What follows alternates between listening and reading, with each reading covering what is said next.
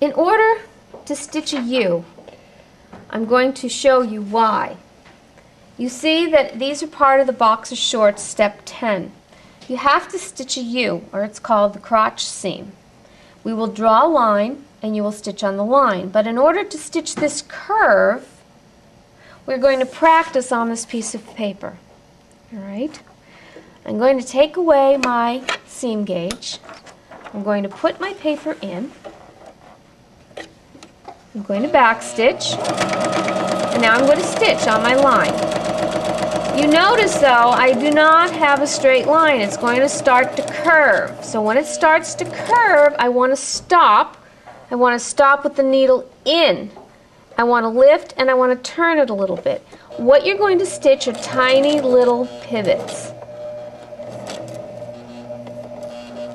And I'm going to keep the needle in, lift, turn, drop. Keep the needle in, lift, turn, drop. Keep the needle in, lift, turn, drop. It looks like I'm doing pivots, but you'll see when I'm finished, it actually comes out as a curve, as long as I remember to keep the needle in, lift the presser foot, drop the presser foot, and sew. Keep the needle in, lift, turn, drop. Sew, keep the needle in, lift, turn, drop. Keep the needle in, lift, turn, drop. Keep the needle in, lift, turn, drop. Keep the needle in, lift, turn, drop. And now I'm going to stitch straight. And when I get to the end, I'm going to back stitch it. Needle up, presser foot up, pull out 12 inches, cut your threads close to your work. And you can notice my tiny little pivots turned in to a curve. How does that translate to our project? I'm going to make my machine a free arm.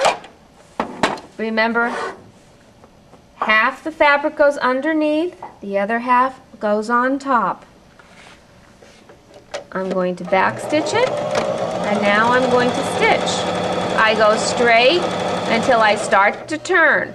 Needle in, lift, turn, straighten this out, drop. Notice how I have my hand too. I have 4 fingers underneath here and my finger on top, so I don't stitch too many layers. In, turn, drop.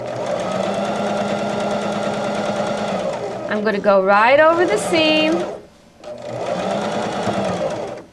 In, turn, drop. Going to straighten this out, but remember I always keep the needle in. Straighten this out. Needle in, lift, turn, drop.